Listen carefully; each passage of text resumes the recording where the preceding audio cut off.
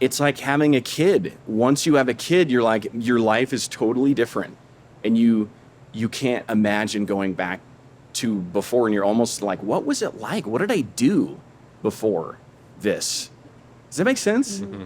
And I think we talked a little bit on the previous podcast about, you know, you have a successful career, you have a successful relationship, you have a successful like family life, you know, Yeah. but for you, you had been focused on all of those things. And so your personal, you had dabbled with fitness and dabbled with eating whole foods. And, Yeah. you know, it's not like you guys were eating Cheetos and Sometimes.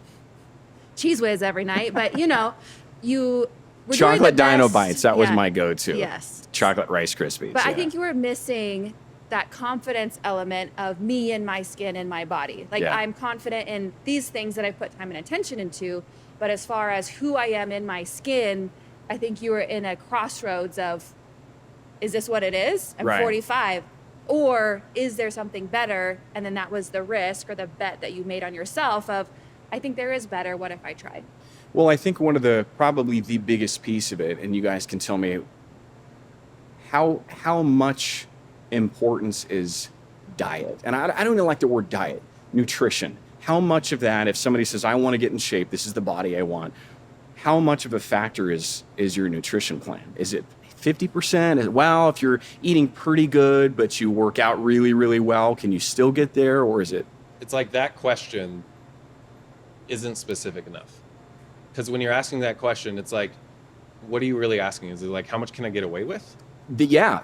a better way to put it. Yeah. And it's like, at the same time, from when you're born until you die, you have to eat.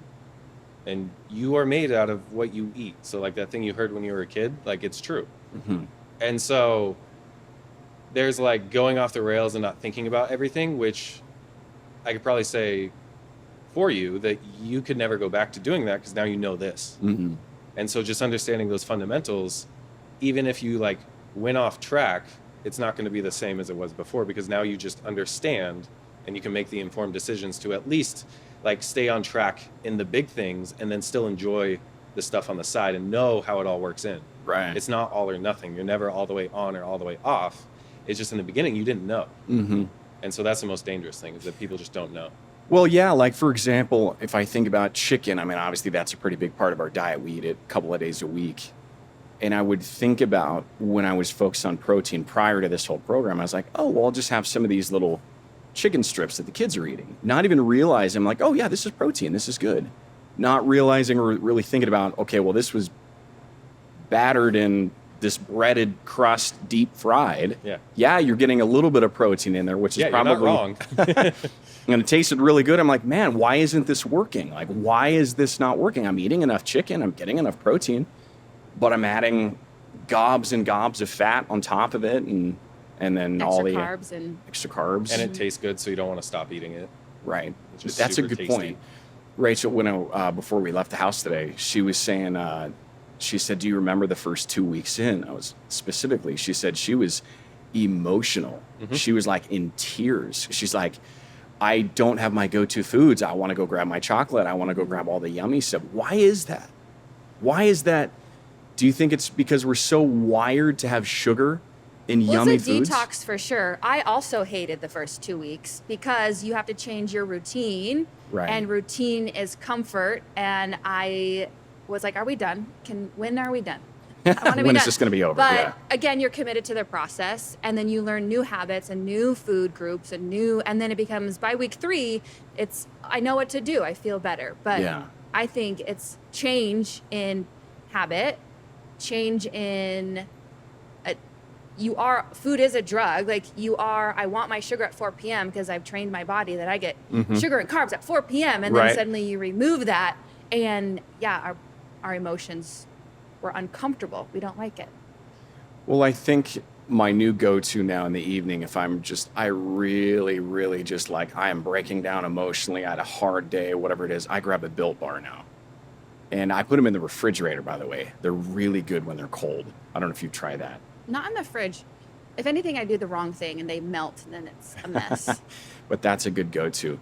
And I think now that we're on this diet plan, and I kind of want to ask you what your typical go-to meal is.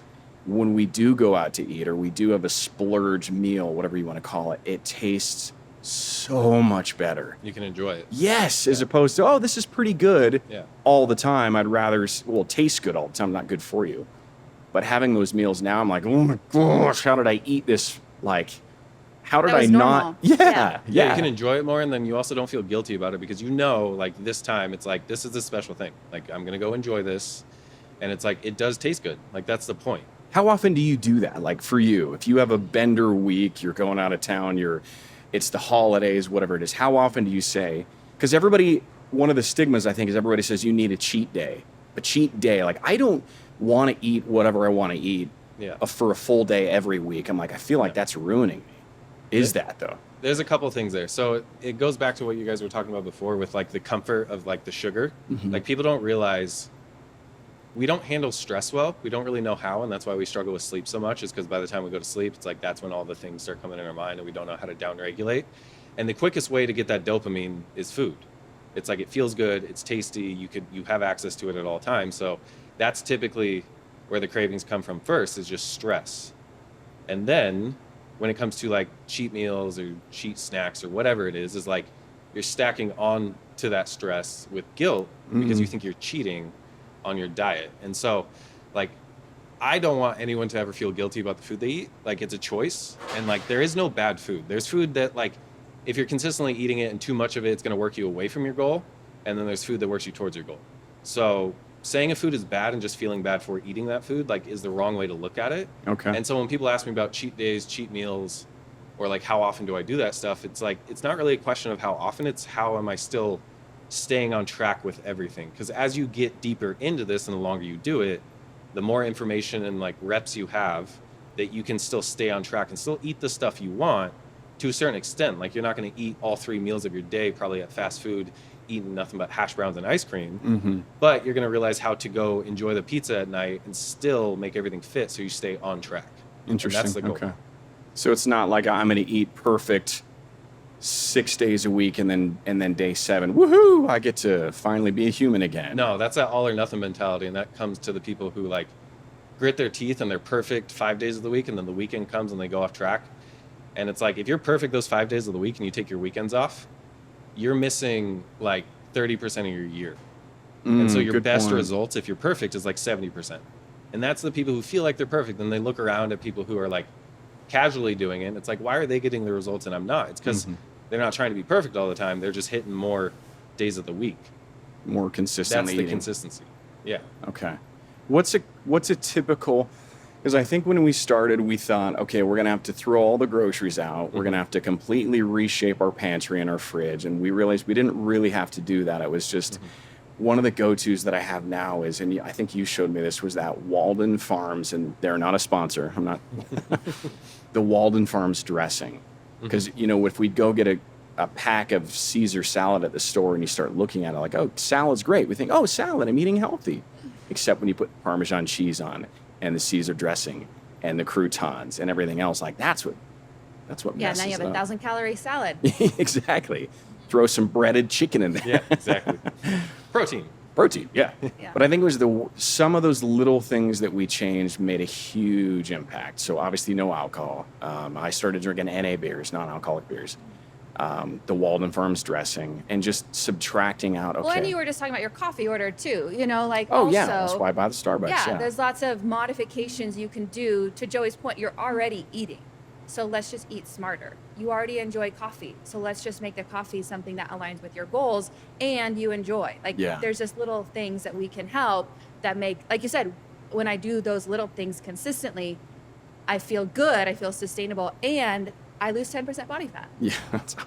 Well, yeah, that's a good example. This one was, it used to be, this is a white chocolate Americano, and they put 4 pumps of white chocolate in there. And so I pulled it back down to 2. Then I pulled it back down to 1. I'm like, well, it doesn't taste as sweet. And if I have one now with 4 pumps in there, it's like drinking a bowl You're like of sugar. puckering. Yeah, I'm like, God, this is way too sweet. Yeah. But you didn't really realize it until, you know, down the road.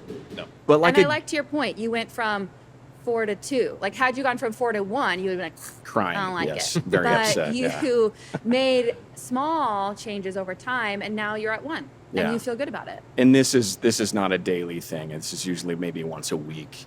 But this is like back to your, I shouldn't feel guilty, but I do. Like, no, I don't need this. I don't know. I think my thing in the evening was when I do want to have that little bite of something, it was, okay, I'm going to have a Built Bar now, but it was, okay, I'll have a little piece of chocolate. I'll enjoy this little small piece of chocolate so I get my dopamine hit if I want it, but it's just a small, satiating. Yeah, That's and it all works. I need. Yeah. Yeah.